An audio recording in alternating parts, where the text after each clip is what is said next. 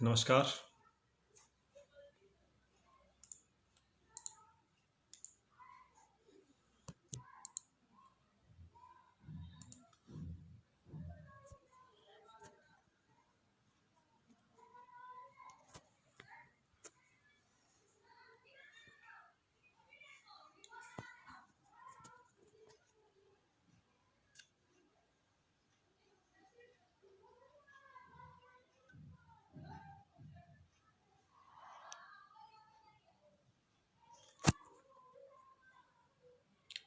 नमस्कार दोस्तों, स्वागत है आप सभी का।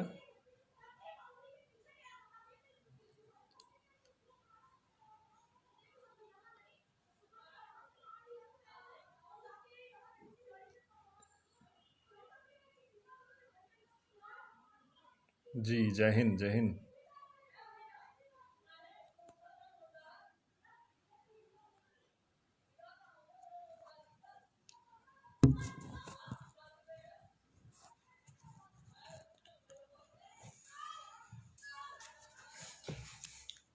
नमस्कार नमस्कार दोस्तों। आज जो मेरा विषय है, धीरे धीरे लोग जुड़ रहे हैं। मैं आप लोगों से योगिक एनाटॉमी पर बात करूंगा आज। प्रज्ञा योगा अलायंस जो पेज है, इनका जो ये इनकी जो शुरुआत है ये कि लॉकडाउन में जो लोग आप लोग घर पे बैठे हुए हैं, तो आप लोगों तक किस तरह जानकारी पहुंचाई जा सके, किस तरह जागरूकता पहुंचाई जा सके योग के माध्यम से, इस चैनल के माध्यम से आप लोगों तक पहुंच सकें हम लोग। तो ये जो प्रयास है बहुत सराहनीय कदम है और मैं बहुत भूरी भूरी प्रशंसा करता हूँ इस कदम की इनके कि, और मैं इस बात का आभार भी व्यक्त करता हूँ कि इन्होंने मुझे अवसर दिया आप लोगों से बात करने का। आज आप लोगों के साथ मैं लाइव बात कर रहा हूँ आपसे। आज मैं बात करूँगा आपसे। मैं महिंद्र तिवारी मेरा नाम है और मैंने योग में स्नातक किया है और परास्नातक कर रहा हूँ, लगातार शोध कार्य में लगा हुआ हूँ। तो आज मैं बात करूँगा योगिक एनाटॉमी पर। योग की क्या आवश्यकता है हमारे जीवन में। धीरे धीरे लोग बढ़ रहे हैं और आप सभी लोगों का स्वागत है। मेरे पास स्लाइड भी है, परंतु इस फेसबुक पर, इस पे पेज पे मैं बैक कैमरे से आपको दिखाता रहूँगा बीच बीच में। तो आज हम बात करेंगे योगिक एनाटॉमी। क्या है योग? चूँकि आप सभी योग के जिज्ञासु हैं, सब जानते हैं योग के विषय में, बहुत सारी बातें आप जानते हैं, बहुत सारी बातें आप सीखते हैं निरंतर।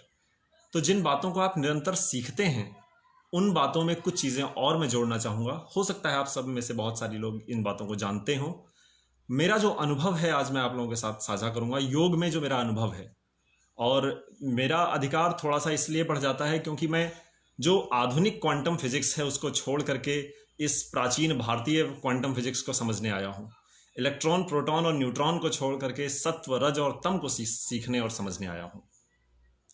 हमने नए शब्द दे दिए, इलेक्ट्रॉन, प्रोटॉन, न्यूट्रॉन। सत्व, रज और तम को जरा देखिए आप क्या है। दोनों के गुणधर्म जो हैं अगर आप मिलाएं तो गुणधर्म सत्व और रज और तम के, इलेक्ट्रॉन, प्रोटॉन और न्यूट्रॉन के अलग नहीं है। ब्रह्मा, विष्णु और महेश जो ये त्रिमूर्ति है, इसके जो गुणधर्म हैं वो इलेक्ट्रॉन, प्रोटॉन, न्यूट्रॉन से अलग नहीं है। तो हम शब्द बदल देने से ये नहीं कह सकते कि हमने कॉन्सेप्ट बदल दिया। तो आज मैं इन्हीं कुछ बिंदुओं पे बात करूंगा। मॉडर्न एनाटॉमी वर्सेस योगिक एनाटॉमी, ये मेरा पहला टॉपिक रहेगा। इसमें अब विस्तार में बताऊंगा। और हम बात करते हैं कि योग में जो हमारा शरीर है वो पंच महाभूतों से बना हुआ है, पंच कोशों से बना हुआ है। तो ये बहुत सामान्य सी बात हो गई कि पंचकोश से बना है, पंच महाभूत से बना है। परंतु अगर कोई हमसे प्रश्न करता है तो एक योग का विद्यार्थी होने के नाते हमें क्या ये पता है कि हमारे शरीर में कहाँ पर अग्नि है? अगर कोई हमसे कहे कि आपके शरीर में कहाँ आकाश है, मुझे तो अपने शरीर में आकाश नहीं दिखता, तो फिर आप योग के विद्यार्थी होने के नाते क्या उत्तर उसे देंगे? उस विषय पे आज थोड़ा सा प्रकाश डालेंगे। और फिर हम बात करेंगे आगे बढ़ते हुए, चूंकि हमने कोशों की भी चर्चा की है, तो मन का हमारे शरीर पर क्या प्रभाव है, मन क्या प्रभाव डालता है हमारे शरीर पर, इस पर थोड़ी चर्चा करेंगे। उसके पश्चात आपने एक शब्द सुना होगा, प्लसीबो। बहुत से लोगों ने सुन रखा होगा। प्लसीबो और नोसीबो का क्या इफेक्ट होता है हमारी बॉडी पर, ये दो नए शब्द हैं, इन पे चर्चा करेंगे। और फिर थोड़ी सी चर्चा इस पर भी करेंगे कि किस प्रकार योग के माध्यम से इसका मैनेजमेंट किया जा सकता है। जो डिसऑर्डर्स हैं, जो बीमारियां हैं, उनका किस प्रकार मैनेजमेंट हम कर सकते हैं। ये छोटी छोटी बातें हैं जिन पर आज मैं कुछ समय के लिए आप लोगों से चर्चा करूंगा। तो सबसे पहले शुरुआत करते हैं यौगिक और मॉडर्न एनाटॉमी में। मॉडर्न एनाटॉमी का शब्द जो है वो सुनते ही आपके मन में क्या आता है? आप अपने प्रश्न, अगर कोई हैं, मेरे सेशन के बीच में आते हैं प्रश्न, तो आप लिख सकते हैं इस पर और मैं उसका उत्तर अवश्य दूंगा। जब हम मॉडर्न एनाटॉमी की बात करते हैं तो सबसे पहले हमारे मन में आता है सेल। बेसिक यूनिट है हमारे बॉडी की सेल। तो सेल से भी छोटी यूनिट्स हैं, न्यूक्लियस हो गया, लेकिन जो जिससे हमारा शरीर बना हुआ है, जो सबसे छोटी यूनिट जिसको बोलेंगे, जिससे मिलकर बनता है, वो सेल ही है। फिर टिश्यू है, फिर टिश्यू से मिलकर मसल्स बनती हैं, मसल से ऑर्गन बनते हैं, ऑर्गन से सिस्टम बनता है। ये मॉडर्न एनाटॉमी है। पर क्या योग में भी हम यही पढ़ते हैं? क्या योग में भी जब हमसे पूछा जाता है कि हमारा शरीर किन तत्वों से मिलकर बना है, तो हम ये बताते हैं कि सेल्स से बना है या टिश्यूज से बना है? जी नहीं। योग में हम बात करते हैं तो हम कहते हैं कि हमारा शरीर अग्नि, वायु, आकाश, पृथ्वी और जल, इनसे बनता है। अब ये मैंने बहुत सामान्य सी बात बताई, आप सभी को ये बात पता है।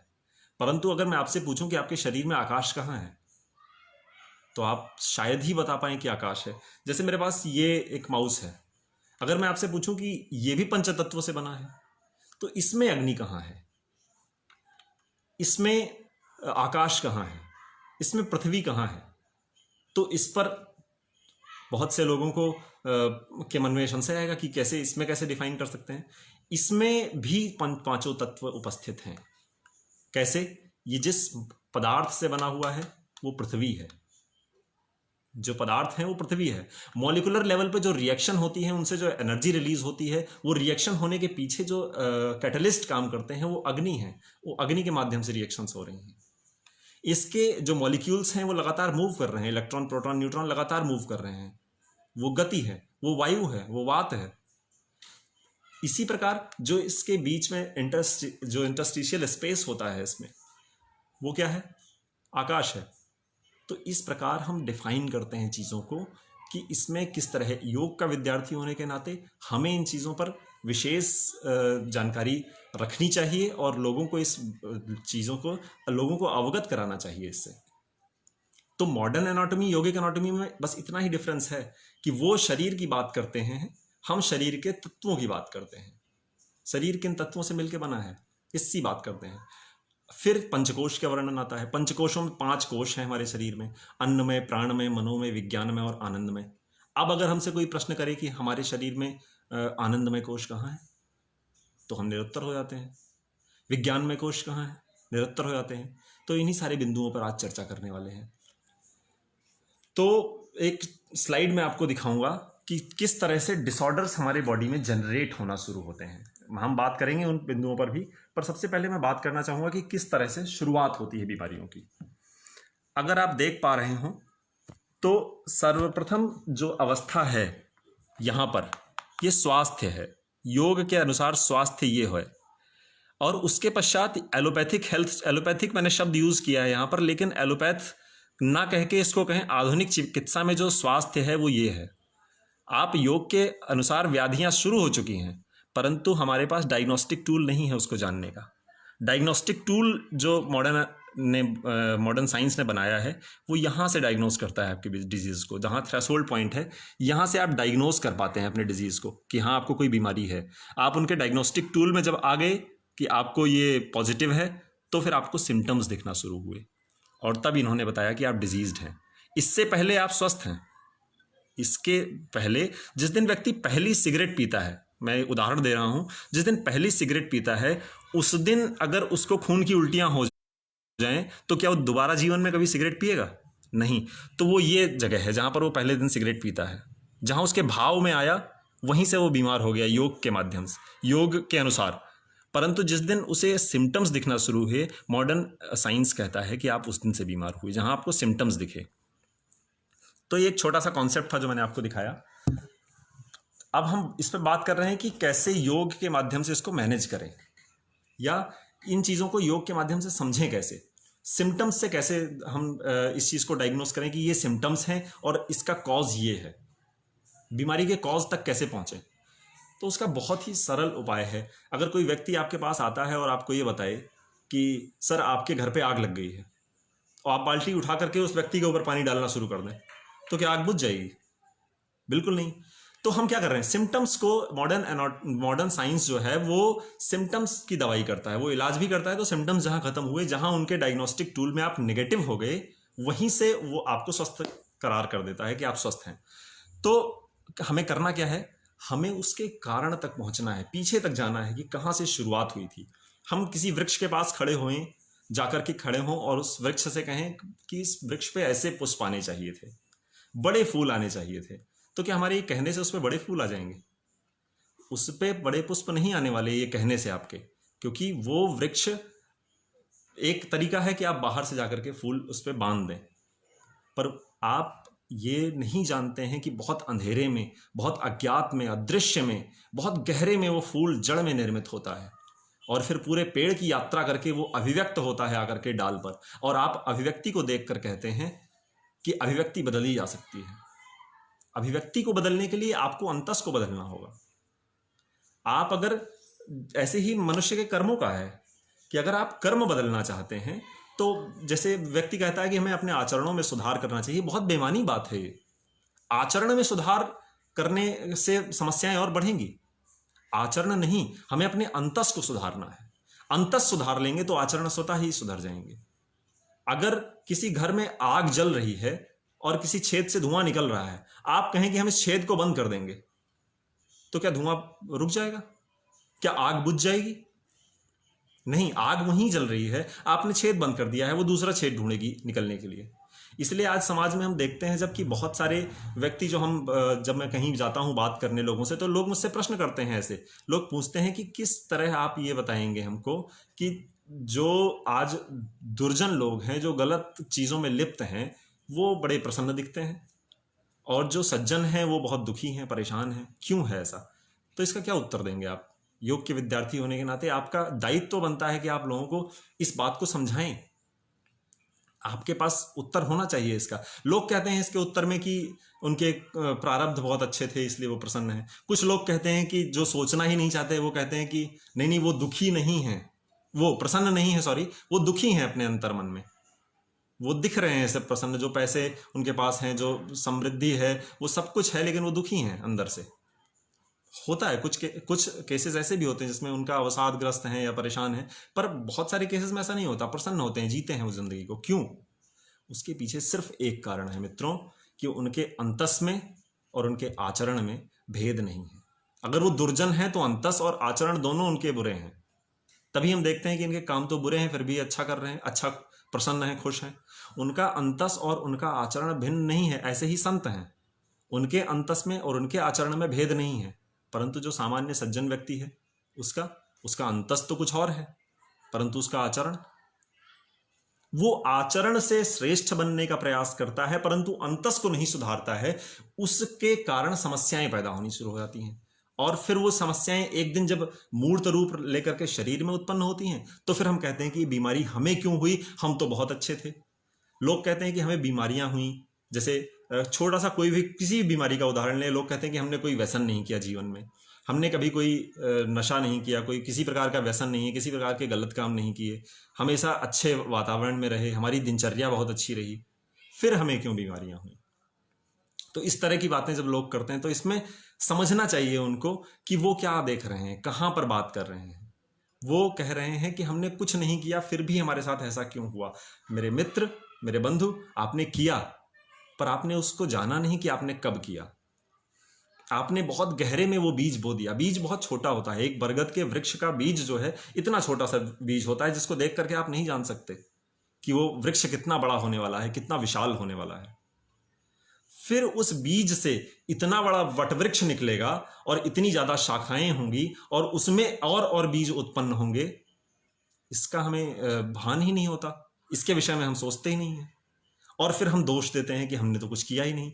हमने बहुत गहरे में उस बीज को बोया है, हमने बहुत अंधकार में, बहुत अंतस में अपने उस बीज को बोया है।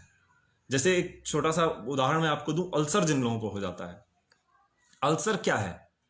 घाव है एक तरह से शरीर के विभिन्न अंगों में जहां कहीं घाव हो जाते हैं। तो उन घावों पर क्या, अगर हम बात करें कि वो घाव हो गए हैं, अब हम कहें कि हमने क्या किया ऐसा। मॉडर्न साइंस के पास जाएंगे, वो हमें दवाइयाँ देगा उस घाव को ठीक करने की, घाव ठीक हो जाएगा। तो घाव को ठीक करना ठीक है, उसको भी मैं स्वीकार करता हूँ, ठीक करना चाहिए, परंतु क्या घाव को ठीक कर देना सॉल्यूशन हो गया उसका? बिल्कुल नहीं। आपको अपने अंतस में उतर के उस जगह को साफ करना होगा जिसने उस घाव को पैदा किया है। जितने भी अल्सर हैं, आज आधुनिक विज्ञान भी इस बात को मान रहा है, हमारा विज्ञान जो है वो बहुत पहले से इस बात को कहता हुआ आ रहा है। आज विज्ञान भी कह रहा है कि जो अल्सर हैं वो बहुत चिंतित रहते हैं, वो अवसाद में रहते हैं, वो परेशान रहते हैं, इसलिए वो अवसाद में अल्सर में परिवर्तित हो जाता है, घाव हो जाते हैं उनके शरीर में, अंगों में। तो आज विज्ञान ने माना। हमने क्या किया था? हमने उस विद्या को नकार दिया था। हमने कहा था कि नहीं, वो नहीं, ये ज़्यादा अच्छे हैं। आज इन्हीं चीज़ों में, मैं जिन चीज़ों में एलोपैथ या बाकी पद्धतियाँ बहुत अच्छी हैं, उन पद्धतियों को तो मैं सराहना करता हूँ, परंतु हमें स्वयं के शरीर को जानना है। हमें अपना, अगर हमें कोई समस्या होती है तो हमें अपना इलाज स्वयं करना है, अगर हमें समस्या नहीं है तो हमें अपना आत्म जागरण स्वयं करना है। इस बात को हमें समझना होगा। हम प्रसन्न नहीं हैं आज। ऐसा नहीं है मैं किसी वर्ग विशेष या किसी व्यक्ति विशेष की बात कर रहा हूं। सामान्य मनुष्य जो है वो प्रसन्न नहीं रहता है। अधिकतर समय मनुष्य सोचता है कल अच्छा होगा, कल बहुत अच्छा होगा। आज तो जैसा भी है, आज मैं दुखी हूं, आज मैं परेशान हूं, आज अवसाद में हूं, आज समस्याएं हैं, आज दुख है, लेकिन आने वाला कल बहुत अच्छा होगा। भगवत गीता में कृष्ण ने जो बात की है कि भविष्य की चिंता मत करो, उसमें एक पंक्ति मैं और जोड़ूंगा कि भविष्य की आशा भी मत करो। भविष्य की आशा जब आप करना शुरू करते हैं तो आज दुखी रहना शुरू हो जाते हैं। आपको आशा होती है कि आपका भविष्य अच्छा होगा, तो उस दिन से आप आज अपना समाप्त कर देते हैं। और जब आप आज दुखी हैं तो इस दुखी आज से सुखी कल कैसे निकल सकता है? क्योंकि जो कल है वो भी आज बनकर ही आएगा। मैं वही बात कर रहा था कि दुखी आज से सुखी कल नहीं निकल सकता है। एक प्रश्न आया है भी, डायबिटीज में शू करूं, ये मैं समझ नहीं पाया। डायबिटीज के विषय में शायद प्रश्न पूछ रहे हैं। डायबिटीज जो है लाइफस्टाइल डिसऑर्डर है, मैं भी पहुंच रहा हूं उस पर भी। लाइफस्टाइल डिसऑर्डर है डायबिटीज। लाइफस्टाइल डिसऑर्डर कैसे बोल सकते हैं उसको? कि आपके लाइफस्टाइल में समस्या शुरू हुई। जेनेटिक भी हो जाती है कई बार डायबिटीज, परंतु बहुत सारे केसेस ऐसे हैं जो लाइफस्टाइल की वजह से उनको डायबिटीज की समस्या हो गई है। अब योग तो जीवन पद्धति ही है, लाइफस्टाइल ही है, लाइफस्टाइल ही है योग। अगर तो जो समस्याएं लाइफस्टाइल की वजह से पैदा हो रही हैं उनको तो ठीक ही किया जा सकता है, वो तो पूरी तरह से ठीक हो सकती हैं। किसी भी और भी चिकित्सा पद्धति ने इस बात को ऐसा नहीं बोला है कि इसको ठीक किया जा सकता है, परंतु मैं एक शब्द का प्रयोग कर रहा हूं कि डायबिटीज को ठीक किया जा सकता है। कैसे? उसके लिए योग को अपनाना होगा, योग को जीवन में उतारना होगा। तो मैं बात कर रहा था कि भविष्य की आशा करते हैं प्रसन्नता की, इसलिए आज में दुखी होते हैं हम। मैं उसमें एक बात और जोड़ना चाहूँगा कि हम स्वयं से प्रतिस्पर्धा करते हैं। अगर आप में से लोगों ने इस चीज़ को कभी महसूस किया हो, अगर आप कोई चीज़ करें या कोई गाना गाएं और कोई व्यक्ति आपसे कहे कि आपका आज का गाना कल से बेहतर है, आपने ही गाया था कल भी, लेकिन आप आज गा रहे हैं, और वो कहे कल के गाने से आज का गाना बेहतर है, तो आप प्रसन्न हो जाते हैं तुरंत। क्यों? अब उसने आपको बुरा बोला है, आपके कल को, लेकिन आपके आज को अच्छा कह रहा है वो। और अगर इसी का उल्टा वो कहे कि कल जो गाया था आपने वो ज़्यादा बेहतर था, आज का तो उतना अच्छा नहीं था, तो आपको दुख होगा। तो ये है मनुष्य की प्रवृत्ति। देखिए, ये मन है। इसीलिए हम आज के अपने जितने बुरे दिन भोगते हैं या जितने भी कष्ट भोगते हैं, उसको हम अपने पुराने जन्मों पर टाल देते हैं कि इस जन्म में तो मुझसे बड़ा संत कोई नहीं हो सकता है, इस जन्म में मुझसे बड़ा सज्जन कोई नहीं हो सकता है, ये जो मैं दुख भोग रहा हूं ये तो मेरे पिछले जन्मों का नतीजा है। नहीं, ये इसी जन्म का नतीजा है। पिछले जन्मों का भी हो सकता है, परंतु इस बात को स्वीकार करना होगा। हेयम दुखम अनागतम, एक कमेंट आया है शुभम जी का। बिल्कुल, आने वाले दुख टाले जा सकते हैं, पर हमें दुखों के विषय में क्यों चर्चा करनी है? तालमत एक पुस्तक है यहूदियों की, उसमें लिखा हुआ है कि मनुष्य जब दुखों के विषय में चर्चा करना शुरू करता है तो परमात्मा नाराज होता है। परमात्मा आपसे यह प्रश्न नहीं करेगा कि आपने कितने गलत काम किए, कितने बुरे काम किए। परमात्मा के पास अब जब जाएंगे तो आपसे वो यह प्रश्न करेगा कि मैंने तुम्हें जीवन जीने के, प्रसन्न रहने के इतने अवसर दिए, इतने मौके दिए, आपने उन अवसरों को जिया क्यों नहीं। तो इस तरह के जो प्रश्न हैं, इस तरह के जो व्याख्यान हैं तालमत में, बहुत प्रभावित करते हैं। तो हमें समझना है इस चीज को कि हमारा मन हमको कहाँ ले जा रहा है। किसी भी प्रकार की समस्या, मैं फिर से एक ऐसी बात बोलने जा रहा हूं, 70 से 80% बीमारियां आपके खुद के द्वारा बनाई हुई है। जो बाहर से विषाणु हैं, जो जीवाणु हैं, उन सब की तो बात अलग है। उसकी तो बात, वो जो आपके शरीर पर प्रभाव डाल रहा है उस पर दूसरे तरह से चर्चा की जा सकती है। उस पर इस तरह से भी बात हो सकती है कि उनका भी उद्भव जो हुआ है, ये सामाजिक जो हमारी पीढ़ी, जो सामाजिक ढांचा जो हमारा बन गया है, इसकी वजह से बाकी समस्याएं भी पैदा हो रही हैं, प्रदूषण की वजह से, इनकी वजह से। लेकिन वो बाहरी हैं, उनके विषय में बात करना नहीं। जो समस्याएं आपके शरीर द्वारा बन रही हैं उनको आप कम से कम संभाल सकते हैं योग के माध्यम से। कैसे? अभी मैंने एक उदाहरण दिया था बीज का। एक छोटा सा बीज इतना बड़ा वृक्ष होने वाला है, उस बीज को देख करके कोई नहीं बता सकता। तो थोड़ा सा किया हुआ ध्यान इतना बड़ा रूप ले लेगा, कितना बड़ा चमत्कार आपके जीवन में घटित करेगा, कितनी बड़ी क्रांति आपके जीवन में लेकर आएगा। थोड़ा सा ध्यान, वो भी आप नहीं जान सकते। सकारात्मक दिशा में ध्यान जो है, ध्यान की जो शक्ति है वो अपरंपार है। उसके लिए कोई शब्द दे पाना संभव नहीं है। तो ध्यान के माध्यम से, अभी स्लाइड में मेरे एक पॉइंट है जिसमें मैंने बात की है कि बीमारियों के निजात पाने के लिए मनोमय कोश से लेकर के आप आनंदमय कोश तक की यात्रा किस प्रकार करते हैं। मनोमय कोश से लेकर के आनंदमय कोश। अब मनोमय कोश से कैसे? क्योंकि मनोमय कोश में प्रारंभ हुआ बीमारी। किसी भी प्रकार के विषय में हमने, जैसे मैंने अल्सर के लिए बताया था, जैसे मैंने डायबिटीज के लिए बताया, जैसे मैंने कॉन्स्टिपेशन का, एक क्रोनिक कॉन्स्टिपेशन में कौन सा आसन और प्राणायाम करना चाहिए। क्रोनिक कॉन्स्टिपेशन के लिए आसन प्राणायाम जरूर बताऊंगा मैं आपको भी।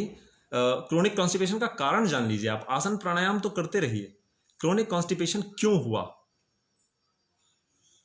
क्रोनिक कॉन्स्टिपेशन, कब्ज जो है वो होता है आपके मन के अंदर जो विचलताएं होती हैं, मन के अंदर जो विचारों को हम दबाते हैं, जिस प्रकार का यहां होगा उसी प्रकार का यहां होगा।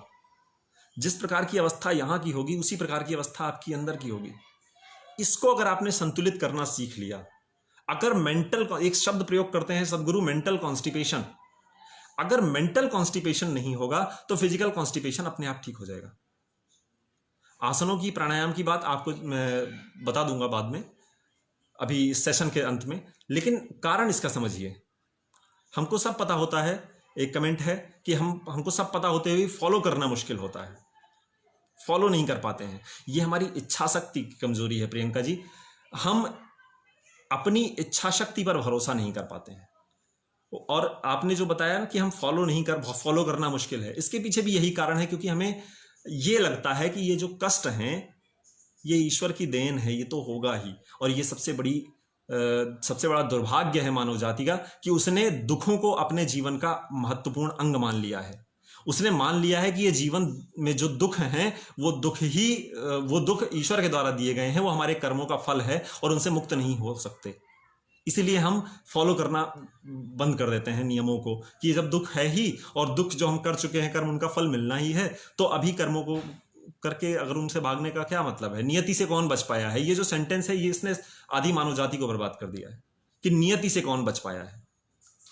अरे आपके भुजाओं में वो पराक्रम है कि आप किसी भी नियति को बदल सकते हैं, आप अपनी नियति को सुधार सकते हैं, परंतु हम नहीं करते हैं क्योंकि हम विश्वास करने वाले लोग हैं। मैं विश्वास के अगेंस्ट नहीं हूं, पर किसी भी प्रकार की बातों पर जब तक उसका अगर हम अनुभूति ना करें भीतर से, तब तक उस पर विश्वास कर लेना एक गलत बात होगी या बेमानी बात होगी कि हमने उस चीज़ का अनुभव नहीं किया। अभी मेरी उम्र अनुभव वाली तो नहीं है, परंतु जितना मैंने अनुभव किया है मैं सिर्फ उसी पर बात करूंगा आपसे। जिन जिन बातों का मैंने अनुभव अपने जीवन में किया है, उन्हीं बातों का आपके ऊपर क्या असर हो सकता है, इस पर मैं बात करूंगा आपसे। तो मैं बात कर रहा था मनोमय कोश से उत्पन्न होने के पश्चात। अब मनोमय कोश के पश्चात बहुत सारे बातें होती हैं कि मनोमय कोश को जब हम शांत करते हैं, चले वातम चलम चित्तम निश्चले निश्चलम भवेत, तो हमारा वात जो है, हमारे शरीर में वायु जो है, हमारे शरीर में जो प्राण है, वो संतुलित होने लगता है। पर क्या ऐसा सच में है? मन और प्राण के बीच में भी कुछ आता है, वो है विज्ञानमय कोश। उसको हम नकार देते हैं। अगर हमें किसी ने बता दिया कि आपके मनोमय, मैंने बताया आपको जैसे कि आपके मनोमय कोश से समस्याएं प्रारंभ हो रही हैं, आपने अगर आज मानने के पश्चात तुरंत करना अभ्यास शुरू कर दिया और आप सोचें कि आपको उसका लाभ मिल जाएगा, बिल्कुल नहीं मिलेगा। लाभ तब मिलेगा जब मनोमय कोश के बाद विज्ञानमय कोश को आप लेकर आएंगे। विज्ञानमय कोश को बीच में लाना पड़ेगा आपको। विज्ञानमय कोश क्या करता है? विज्ञानमय कोश आपका विवेक है, आपकी तर्क शक्ति है। जब आपकी तर्क शक्ति इस बात को मान लेगी कि हाँ, यह समस्या मेरे मन से ही उत्पन्न हुई है, तभी यह संभव है, तभी यह संभव है कि आप आगे प्राण के स्तर पर आ सकें और फिर अन्नमय कोश को सुधार सकें। लेकिन अगर सिर्फ मनोमय कोश के पश्चात आपने, आपके तर्क ने, आपके विवेक ने उसको नहीं माना और आप उस पर आगे बढ़ गए, तो कुछ नहीं होने वाला है आपके जीवन में। आप अपना समय व्यर्थ करेंगे कुछ दिन। हाँ, योग के आसनों के अभ्यास से, प्राणायाम के अभ्यास से जो लाभ होते हैं वो होंगे, परंतु अगर आप सोचें कि आपके आध्यात्मिक जीवन में कोई लाभ हो, आपकी आत्मोन्नति में कुछ लाभ हो, तो वो नहीं होने वाला है। जो योग आसन से लाभ होने वाले हैं, जो शारीरिक लाभ हैं, वो जरूर होंगे आपको, वो होते हैं, वो एक्सरसाइज करने से होंगे आपके, परंतु जो मुख्य उद्देश्य है उससे आप वंचित रह जाएंगे, उससे धीरे धीरे आप दूर होंगे अगर आपने उस चीज को अपने विवेक से नहीं माना। धीरे धीरे समय अंत की ओर जा रहा है, फिर भी मैं बस अपनी बात को समाप्त करूंगा और सारे क्वेश्चंस मैं लूंगा। अभी कई सारे क्वेश्चन आए हैं। आयुष पांडे जी का एक प्रश्न है यहाँ पर। इन्होंने पूछा है कि आर्थिक अभाव के कारण उत्पन्न मानसिक तनाव का समाधान योग से संभव है क्या? बहुत अच्छा प्रश्न है कि अगर किसी व्यक्ति को आर्थिक अभाव है, आर्थिक अभाव की वजह से अगर उसके मन में मानसिक तनाव उत्पन्न हुए हैं, तो क्या इसका भी समाधान योग से संभव है? सबसे पहले हमें यह समझना पड़ेगा कि आर्थिक अभाव हुआ है, क्यों हुआ है। जैसे जिस स्तर पर आप प्रश्न करते हैं उसके थोड़ा सा पीछे जाकर अगर आप सोचें तो प्रश्न का उत्तर उसी में निहित है। आर्थिक अभाव क्यों हुआ? क्योंकि मन उस स्तर पर कार्य नहीं कर रहा था, मन उस लेवल पर जाकर के नहीं सोच पा रहा था। स्वयं की, अभी एक प्रश्न जो आया था कि फॉलो नहीं कर पाते हैं, तो वही इच्छा शक्ति मन में नहीं थी कि वो कुछ कर सकता। तो अगर मन में ही वो इच्छा शक्ति विकसित नहीं हो पा रही है तो आप कुछ नहीं कर पाएंगे। आर्थिक अभाव ही नहीं, जीवन में शारीरिक अभाव भी शुरू होंगे, आपका शरीर भी काम करना बंद करेगा।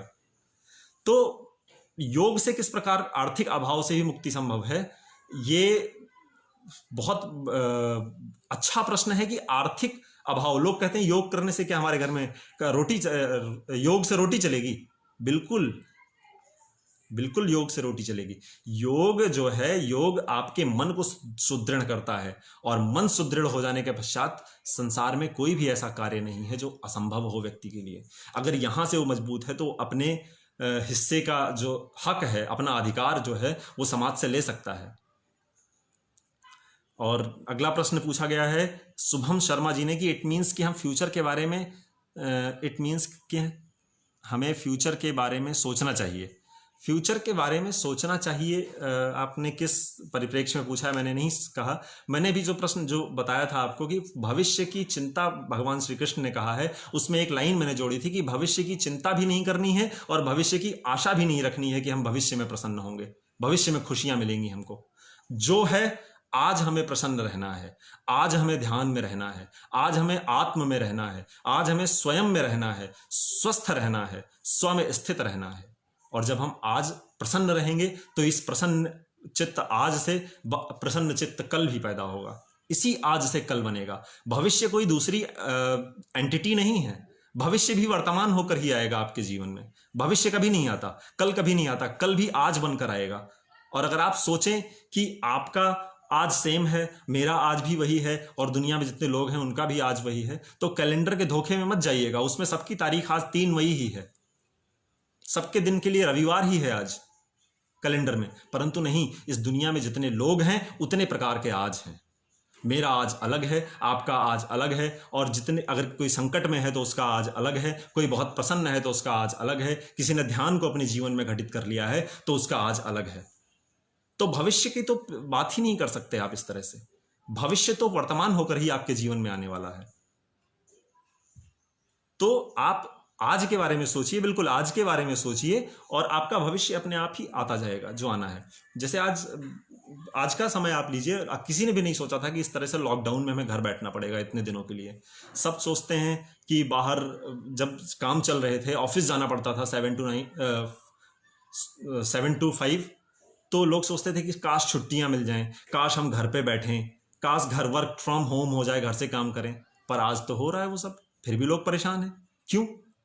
क्योंकि जो मनुष्य का चित्त है वो बंधन में रह सकता है, परंतु बाध्य होना उसको स्वीकार नहीं है। बंधन में होना और बाध्य होना दोनों अलग अलग शब्द हैं। बंधन में तो सृजन है, बंधन में तो व्यक्ति की रचनात्मकता बाहर आती है, परंतु जब बाध्य कर दिया जाए उसी की चीज, किसी चीज के लिए, आज आप बाध्य हैं घर में रहने के लिए, इसलिए परेशान हैं। अगर आप बाध्य ना होते, अगर आप सिर्फ इस वजह से अपने घर में होते, स्वयं आत्मानुशासन के बंधन में होते कि आपको घर में रहना है, तो आप परेशान ना होते। आज आप परेशान इसलिए हैं क्योंकि आप बाध्य हैं। तो मन को समझने का प्रयास कीजिए, अपनी चेतना को समझने का प्रयास कीजिए, और उसी से सारी समस्याओं का हल ढूंढने का प्रयास कीजिए। मुझे लगता है आपको प्रश्नों के उत्तर मिल गए होंगे। आयुष जी, शुभम जी और प्रियंका जी, धन्यवाद। मैं देख लूं और कोई प्रश्न तो नहीं छूट गया है।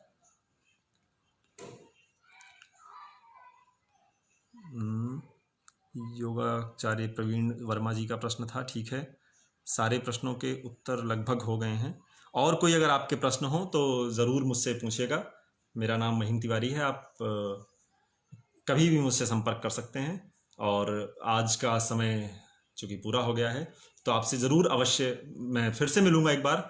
और तब तक के लिए धन्यवाद, नमस्कार। सभी प्रसन्न रहिए और अपने जीवन में ध्यान को अवतरित कीजिए, यही एकमात्र उपाय है। बहुत बहुत धन्यवाद।